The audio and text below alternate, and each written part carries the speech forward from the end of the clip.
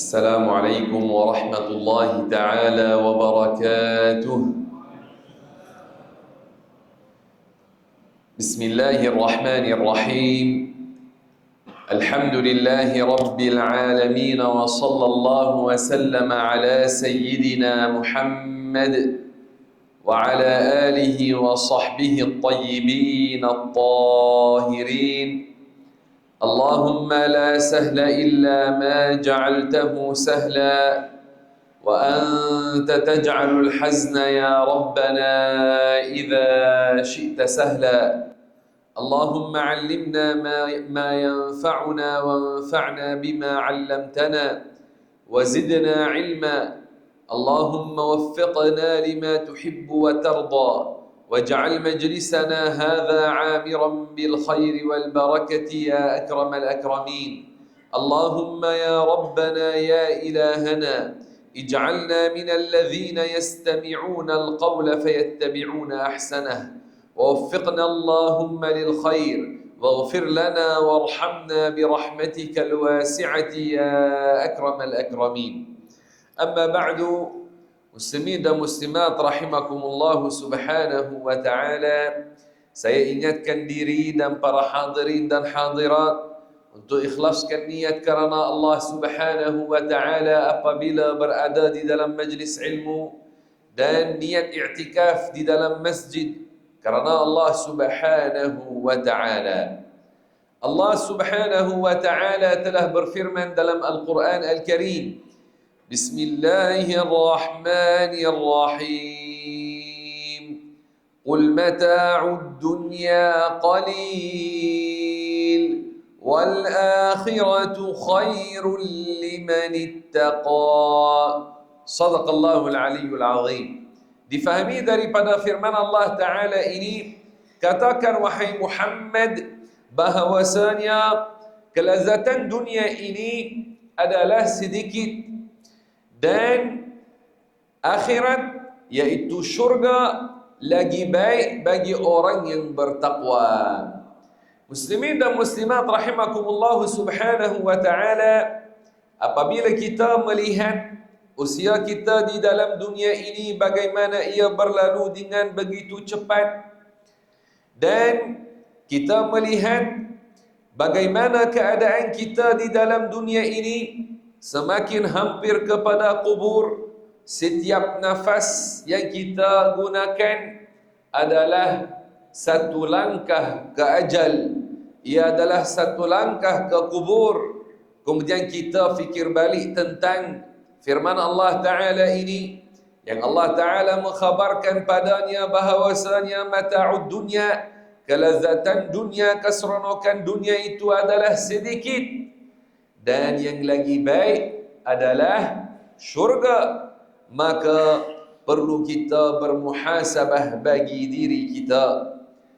Apabila kita dapat satu hari yang baru dalam kehidupan kita, maka apakah yang kita perlu buat pada hari itu?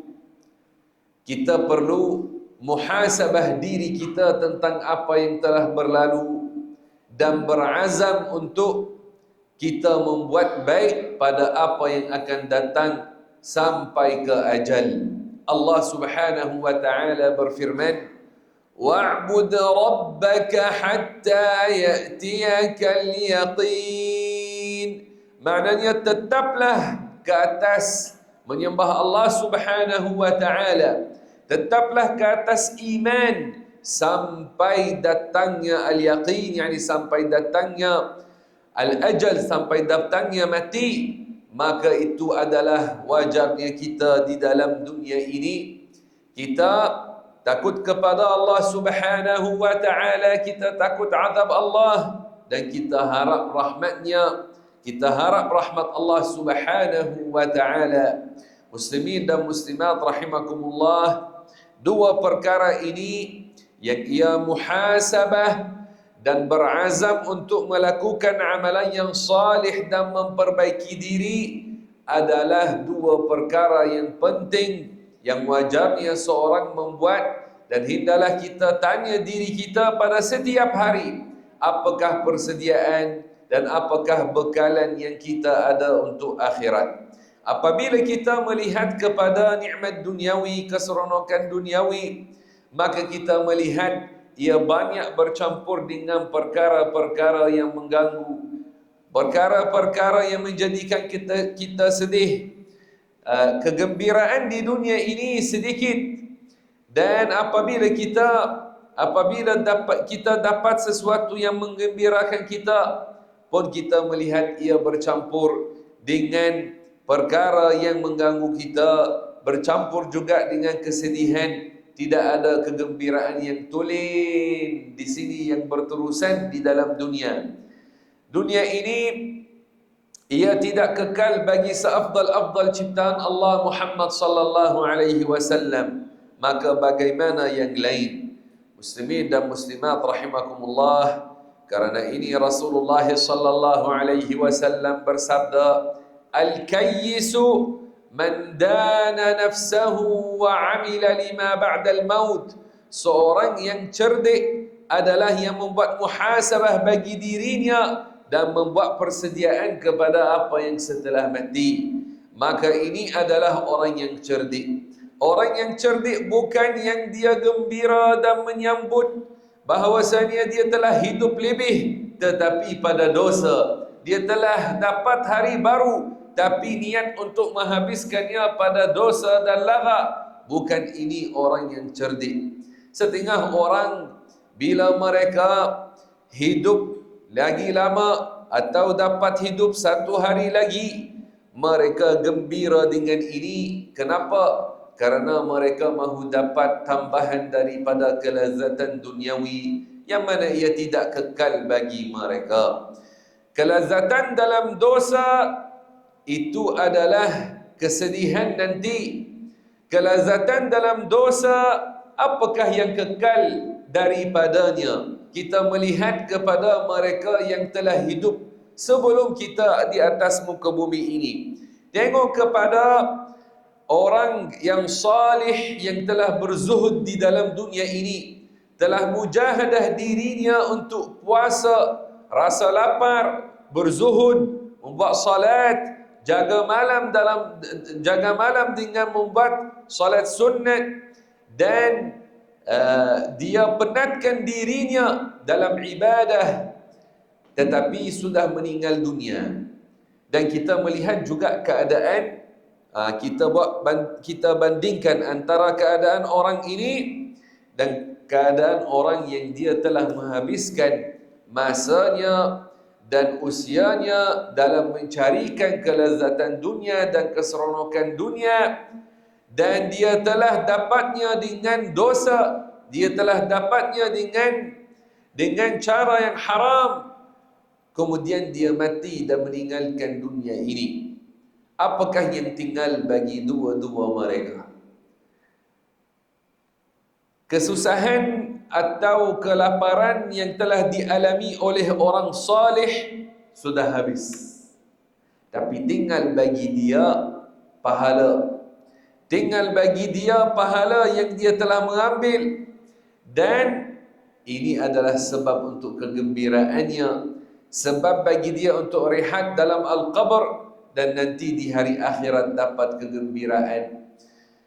Adapun orang yang dia telah ikut dunia dan kelazatan duniawi sampai menghabiskan masanya dengan dosa di dalam dunia ini untuk dapat kelazatan duniawi itu, apakah yang tinggal bagi dia?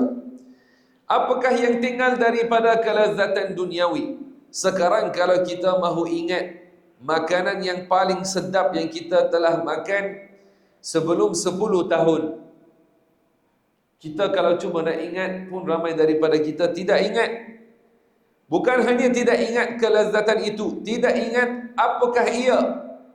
Maka adakah seorang dia jualkan akhiratnya dengan kelezatan yang sementara, yang tidak kekal baginya, dan cepat ia habis dan nanti tidak ingatnya? Masya Allah al-azim, adapun dosa-dosa yang orang telah melakukan dan tidak bertaubat daripadanya, maka di hari akhirat tidak boleh lari. Dikeluarkan kitab amalan, dan ada yang dikatakan kepada mereka, Iqra' kitabak, bacalah kitab kamu. Ada perkara-perkara yang dia lupa pernah buat, tetapi bila dia baca, dia ingat tentang dosanya. Kelazatan yang dia dapat di dalam dunia ini, dia telah lupa. Dia pun lupa tentang apa yang dia buat. Tetapi walaupun dia lupa, para malaikat tidak lupa untuk mereka mencatatnya. Maka dikeluarkan baginya kitabnya di hari akhirat, dan dipertunjukkan kepadanya apa yang dia telah melakukan. Tetapi ketika itu menyesal tidak memanfaatkan dia. Ketika itu menyesal tidak menyelamatkan dia daripada azab. Muslimin dan muslimat rahimakumullah subhanahu wa ta'ala, seorang yang mukmin hendaklah keadaannya di dalam dunia ini ketika dia hidup, dia adalah seorang yang ada al-khauf dan ada al-raja. Al-khauf itu takut azab Allah subhanahu wa ta'ala.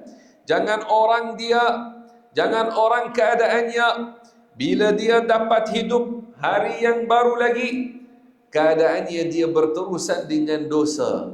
Berterusan dengan dosa, dengan dia kata, atau dengan dia bersandar kepada rahmat Allah subhanahu wa ta'ala, dan dia kata, Allah Ta'ala maha mengampuni, maka saya akan meneruskan dengan dosa. Jangan orang membuat sebagai ini. Dan juga pada masa yang sama, apabila kita muhasabah diri kita, maka hendaklah kita bertaubat daripada dosa yang kita tahu diri kita telah melakukan. Cepat-cepat bertaubat, dan jangan terputus asa daripada rahmat Allah subhanahu wa ta'ala. Jangan orang mengatakan, aku ini akan diampunkan, aku ini sudah banyaknya dosa yang saya telah melakukan, sudah habis daripada kehidupan saya 50 tahun, 60 tahun, tapi banyaknya dosa aku.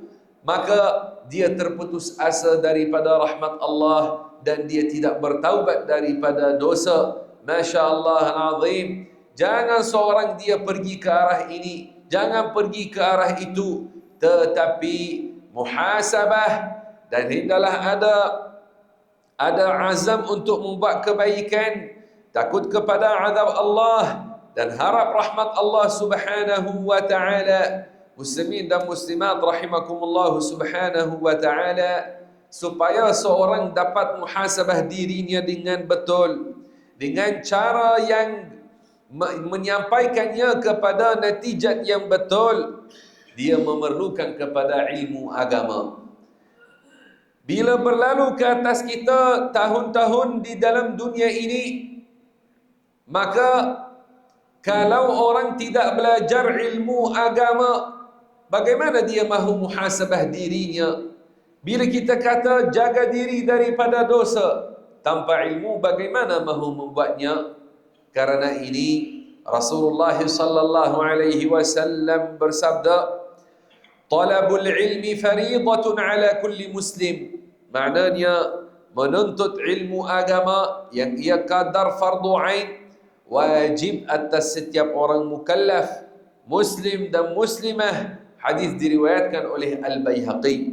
Muslimin dan muslimat rahimakumullah, tanpa ilmu agama, tanpa ilmu fardu ain, jika orang mahu tanya dirinya, adakah saya telah membuat salat dengan meraihkan segala rukun dan syarat?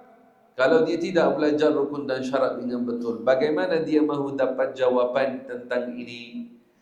Jika dia mahu tanya dirinya sebelum dia tidur, adakah saya pada hari ini sudah membuat segala yang wajib? Kalau tidak belajar ilmu agama, kalau tidak belajar ilmu fardu ain, bagaimana dia mahu dapat jawapan tentang ini? Maka muhasabah ini memerlukan kepada ilmu. Muhasabah ia dibina atas ilmu. Tanpa ilmu tidak dapat membuat muhasabah bagi diri, khususnya ilmu fardu ain yang ia yang seorang menggunakan untuk muhasabah dirinya. Muslimin dan muslimat, juga jika orang dia mahu membuat kebaikan pada apa yang akan datang, orang muhasabah dirinya kemudian berazam memperbaiki. Muhasabah dirinya berazam untuk mahu buat lagi baik pada masa yang akan datang. Kalau mahu buat lagi baik, mahu melakukan kebaikan pada masa yang akan datang tanpa ilmu fardu ain, bagaimana mahu membuat sedemikian? Dan yang paling penting bagi kita, apabila kita berada di dalam dunia ini, sebelum sampai ajal kita, maka perlu kita tetap atas aqidah yang benar. Pada setiap hari, apabila seorang daripada kita bangun daripada tidurnya, maka hendaklah dia bersyukur kepada Allah bahawasanya Allah Ta'ala telah menjadikannya tetap dalam agama ini yang mulia, agama Islam. Karena nikmat yang paling besar atas kita adalah nikmat Islam. Nikmat Islam itu adalah nikmat yang paling besar atas kita. Maka hendaklah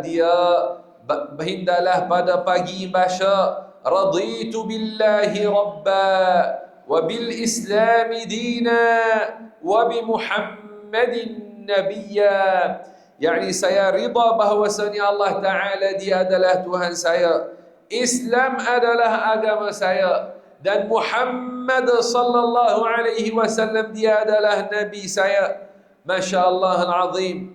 Dan hendaklah dia memperbanyakkan syukur. Alhamdulillahillazi ahyana ba'dama amatana wa ilaihi nusyur. Banyakkan syukur ke atas nikmat Islam, karena ini adalah nikmat yang dengannya seorang dia masuk ke dalam syurga. Nikmat yang paling besar, beriman dengan Allah dan Rasulnya Muhammad sallallahu alaihi wasallam. Ini adalah nikmat yang paling besar atas kita. Dan hendaklah diketahui bahawasanya syarat yang paling utama supaya diterima amalan yang salih dan supaya diterima taubat daripada seorang adalah iman. Supaya diterima taubat daripada dosa, jika seorang mukmin dia membuat dosa, supaya diterima taubat daripada dosa, syarat yang paling utama adalah beriman. Karena orang yang tidak beriman tidak diterima taubat daripadanya, karena Allah Ta'ala tidak mengampunkan dosa-dosa orang yang kafir. Orang yang kafir mesti dia memeluk agama Islam. Maka orang yang dia kafir, yang dia tidak beriman dengan Allah dan Rasulnya, maka Allah Ta'ala tidak mengampunkan dosa-dosanya sedangkan dia masih lagi dalam kekufuran. Allah berfirman, innal ladzina kafaru wa zalamu lam yakunillahu liyaghfira lahum.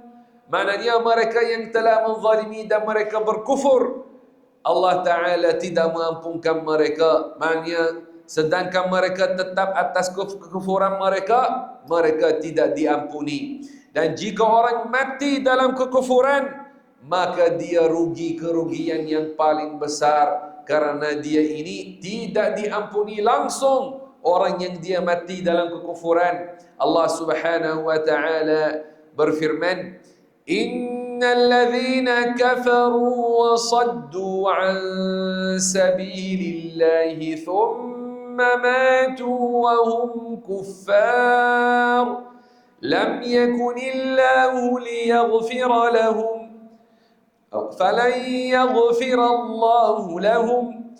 Difahami daripada firman Allah Subhanahu wa Ta'ala ini, sesungguhnya mereka yang telah berkufur dan menghalang orang lain daripada masuk Islam, maka sesungguhnya Allah Subhanahu wa taala tidak akan mengampuni mereka, yakni ini yang mati dalam kekufuran.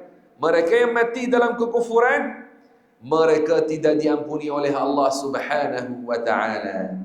Dan Rasulullah sallallahu alaihi wasallam telah bersabda, "Inna Allah la yaghfiru li 'abdihi ma lam yaqa'il hijab." Qalu wa ma wuqu'ul hijab ya Rasulullah? Qala an tamuta an-nafs wa hiya musyrikah. Diriwayatkan oleh Ibnu Hibban. Maknanya, baginda bersabda, mafhumnya, sesungguhnya Allah Ta'ala mengampuni hambanya jika tidak jatuhnya hijab. Para sahabat tanya, apakah jatuhnya hijab ya Rasulullah? Baginda menjawabkan, mafhumnya, matinya satu jiwa dalam syirik, dalam kekufuran. Maka muslimin dan muslimat rahimakumullah, karena ini hendaklah kita memperbanyakkan doa, mohon daripada Allah pengakhiran yang baik, mohon husnul khatimah, karena ini yang dapat husnul khatimah, dia dapat keuntungan yang besar. Muslimin dan muslimat, apabila kita sebut bahawasanya syarat pertama untuk diterima taubat adalah beriman dengan Allah dan Rasulnya sallallahu alaihi wasallam, dan juga syarat yang pertama untuk diterima amalan salih adalah beriman dengan Allah dan Rasulnya. Karena Al-Imam Al-Ghazali dia kata, la tasihhu al-ibadatu illa ba'da ma'rifatil ma'bud. Ibadah tidak diterima melainkan daripada orang yang mengenal Allah Subhanahu wa taala. Adapun orang yang dia tidak mengenal Allah, orang yang dia tidak beriman dengan Allah, maka tidak diterima daripadanya apa-apa amalan. Tidak diterima puasa atau salat atau bacaan Quran atau zikir daripada orang yang tidak mengenal Allah. Dan kerana ini, ulama kita di tanah Melayu, ulama ahli sunnah wal jamaah, mereka sangat ambil berat tentang mengajarkan kepada masyarakat tentang sifat 20. Kenapa mengajarkan tentang sifat 20? Karena mengenal Allah adalah dengan mengenal sifat-sifat Allah Subhanahu wa taala. Mengenal Allah adalah dengan mengenal sifat-sifat Allah. Karena ini kita melihat orang-orang kita, alhamdulillah, mereka hafal tentang aqidah, hafal tentang sifat-sifat Allah, al-wujud, al-qidam, al-baqa, mukhalafatuhu lil hawadithi, qiyamuhu binafsihi, al-wahdaniyah, al-qudrah, al-iradah, al-hayat, al-ilm, al-kalam, al-sam' al-basar. Mereka hafal tentang sifat-sifat Allah Subhanahu wa taala. Dan ini sangat penting supaya menjaga akidah daripada kerosakan. Karena yang rosak akidah dia, yang dia tidak mengenal Allah Subhanahu wa taala, maka orang ini adalah orang yang rugi. Apabila kita sebut Allah bersifat dengan al-wujud, maknanya Allah Ta'ala ada. Al-qidam, maknanya tiada permulaan bagi kewujudan Allah. Allah Ta'ala azali, segala sesuatu selain Allah baharu. Langit baharu, bumi baharu, manusia baharu. Segala perkara selain Allah baharu. Allah yang menciptakannya. Allah Maha Pencipta bagi sekalian sesuatu. Yang baik dan yang buruk, semuanya berlaku dengan penciptaan Allah, dengan kehendak Allah Subhanahu wa ta'ala. Karena tiada selain Allah yang menciptakan, yang mengeluarkan daripada tiada kepada ada. Hanya Allah Subhanahu wa ta'ala yang menciptakan. Hanya Allah yang mengeluarkan daripada tiada kepada ada. Maka segala sesuatu selain Allah baharu. Allah Ta'ala sebelum dia menciptakan alam ini, dia ada tanpa tempat. Dia ada tanpa masa. Dia ada tanpa adanya langit dan bumi dan manusia dan cahaya dan kegelapan. Sebelum Allah menciptakan alam, tiada melainkan Allah. Sebelum Allah menciptakan alam, tiada air, tiada pokok, tiada manusia, tiada langit, tiada arsh, tiada matahari. Allah yang menciptakan segala ciptaan ini. Allah Ta'ala dia yang mengeluarkan ciptaan-ciptaan ini daripada tiada kepada ada. Dan Allah Subhanahu wa Ta'ala yang tiada permulaan bagi kewujudannya, dia juga bersifat dengan al-baqa, maknanya tiada akhir bagi kewujudan Allah Subhanahu wa Ta'ala. Allah tidak mati, Allah tidak binasa, dan Allah Subhanahu wa Ta'ala bersifat dengan mukhalafatuhu lil hawadithi. Apa makna mukhalafatuhu lil hawadith? Maknanya Allah Ta'ala tidak seperti sesuatu. Sangat penting syarahan tentang ini. Kita orang Islam, asas akidah kita, kita percaya Allah ada, tiada sekutu baginya, tiada persamaan bagi Allah. Walam yakul lahu kufuwan ahad, maknanya tiada persamaan bagi Allah. Laisa kamithlihi syai'. Ini daripada surat Asy-Syura ayat nombor 11. Maknanya Allah Ta'ala tidak seperti sesuatu.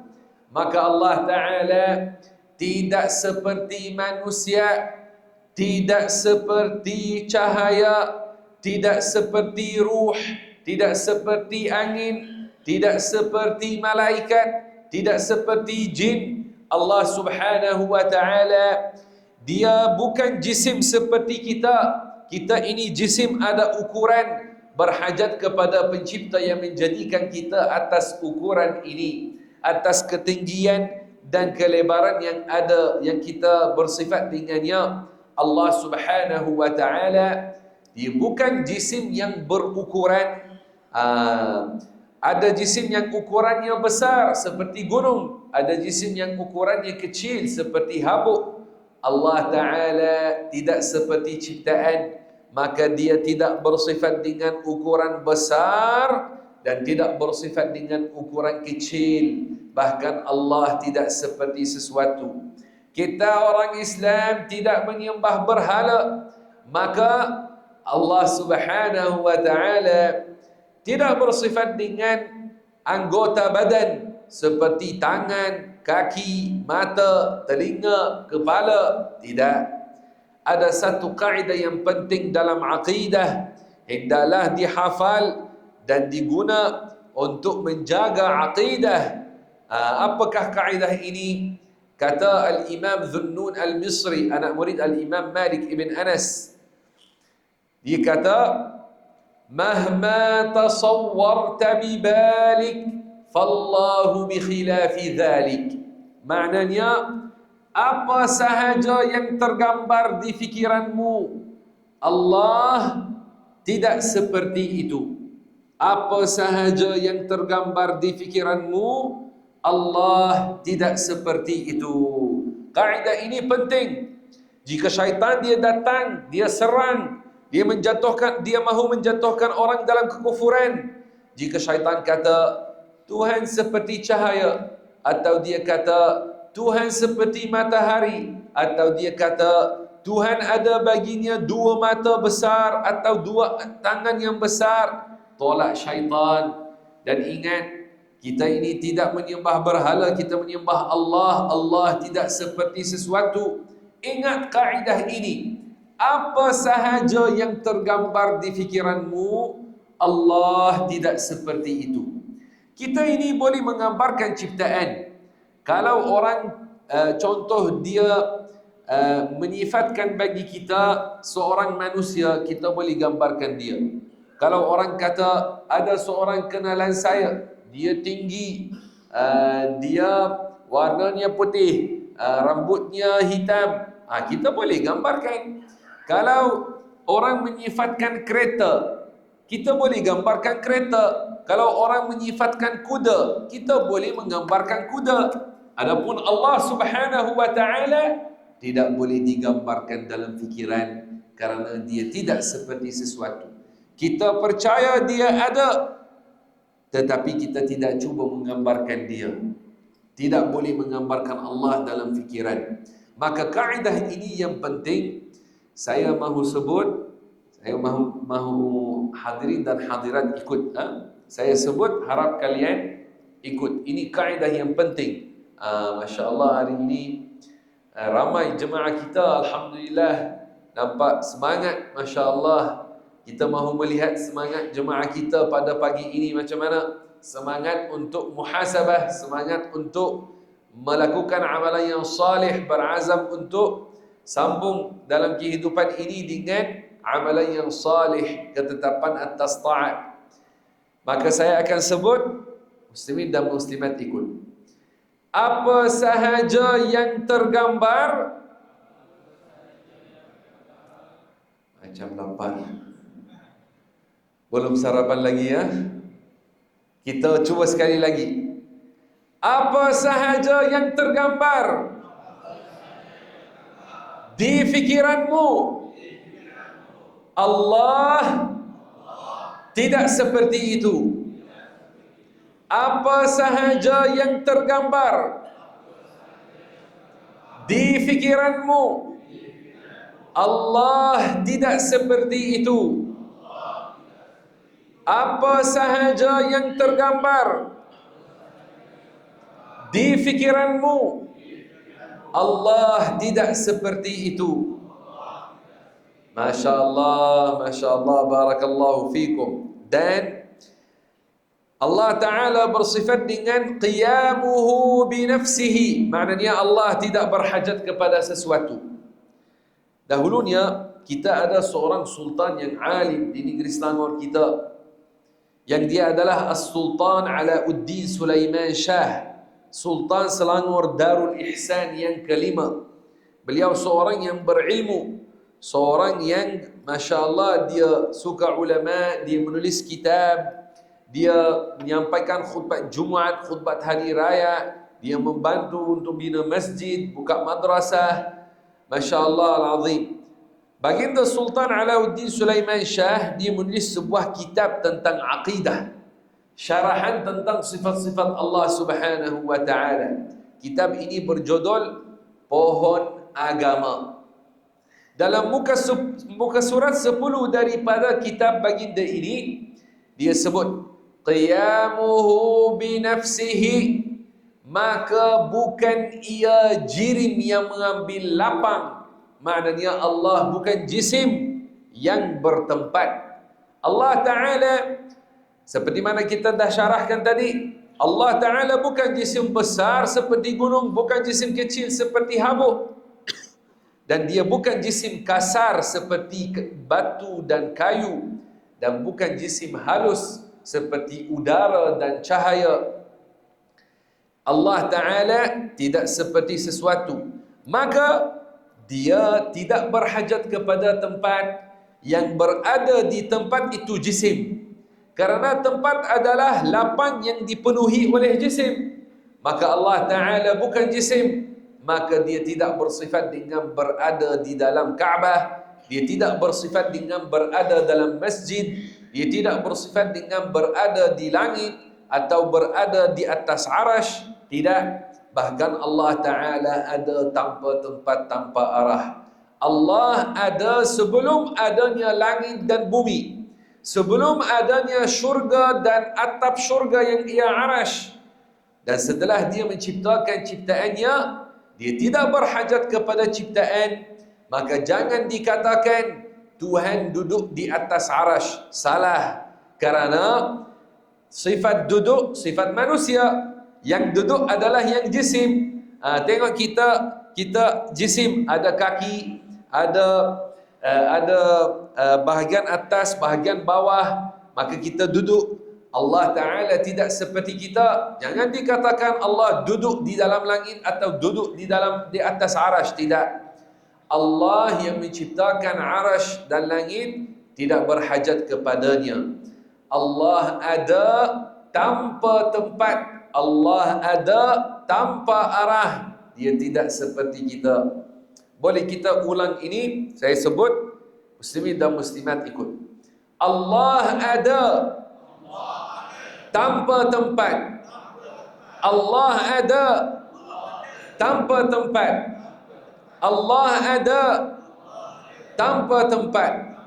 Masya Allah al-azim. Ini adalah aqidah ulama kita. Ini adalah aqidah sultan-sultan kita. Alhamdulillah kita di negeri Selangor sampai sekarang sultan kita juga dia menyuruh untuk diajarkan tentang sifat 20, diajarkan tentang aqidah ahli sunnah wal jamaah al-asy'ariyah wal maturidiyah. Ulama kita, ulama ahli sunnah wal jamaah adalah ulama asy'ariyah dan maturidiyah. Itu adalah ulama kita. Kita ini bukan Syiah, bukan Wahabiyah, bukan Khawarij, bukan Mu'tazilah, tidak.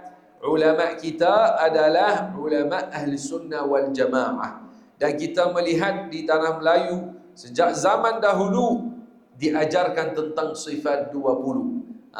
Dahulunya di negeri Selangor ada seorang alim yang hebat, yang dia adalah Tengku Mahmud Zuhdi bin Tengku Abdul Rahman Al-Fatani, mufti Selangor yang pertama pada zaman As-Sultan Alauddin Sulaiman Shah. Beliau sangat membantu dalam menyebarkan aqidah ahli sunnah wal jamaah dan mempertahankannya di negeri Selangor. Dia alim besar. Dia belajar di Makkah zaman kerajaan Utsmani. Dia belajar di sana menuntut ilmu. Kemudian dia berkhidmat bersama sultan kita dan dia jadi mufti bagi negeri Selangor. Lagi ulama juga di negeri-negeri yang lain. Kita melihat di negeri Perak zaman dahulu ada alim juga yang besar yang dia adalah Syekhul Islam di negeri Perak, Syekh Muhammad Salih bin Muhammad Tayyib Al-Manangkabawi. Dia alim besar. Antara anak muridnya adalah Sultan Perak zaman dahulu, yang dia adalah As-Sultan Iskandar Shah Ibnu Sultan Idris Shah Al-Mursyid, yang pun dia telah menulis kitab tentang aqidah dan fardu ain. Dia sebut tentang sifat 20. Lagi seperti Syekh Idris Al-Marbawi daripada Perak, dan juga daripada Penang seperti Syekh Abdullah Fahim, pejuang merdeka, dan Syekh Uthman Jalaluddin, penanti Bukit Mertajam, dan di Kedah seperti Syekh Tuan Hussein Kedah yang makamnya ada di Alur Star. Dia menulis kitab Hidayatul Mutafakkirin, dalamnya dia syarah tentang sifat 20. Di Perlis seperti Tok Perlis zaman dahulu. Di Kelantan Syekh Muhammad Ali Kotan Al-Kelantani menulis kitab Zahratul Murid, ada juga syarahan tentang sifat 20. Tok Kenali Kelantan dan Terengganu juga seperti Tok Kupalo, Tok Pulau Manis, Tok Syekh Duyung, Tok Syekh Zawawi dan lain-lain. Di Pahang seperti Syekh Abdul Mubin yang dia adalah keturunan Tok Jangut Kelantan. Dan Johor seperti Sayyid Alawi bin Tahir Al-Haddad dan Syekh Abu Bakar bin Hasan Al-Muwari dan lain-lain daripada ulama Johor. Dan juga ulama Melaka seperti Syekh Abdul Latif Tambi yang menulis kitab Hidayatul Rahman. Juga Negeri Sembilan seperti Syekh Muhammad Sa'id Al-Linggi daripada ulama Negeri Sembilan yang masyhur, dan lain-lain. Ulama kita, ulama Melayu Ahlus Sunnah wal Jamaah mengajarkan tentang sifat 20. Maka barang siapa yang datang dan dia kata bahawasanya ajaran tentang sifat 20 ini sesat, yang belajarnya masuk neraka, tahu ini daripada golongan sesat. Dia menyesatkan kita dan ulama kita dan sultan-sultan kita.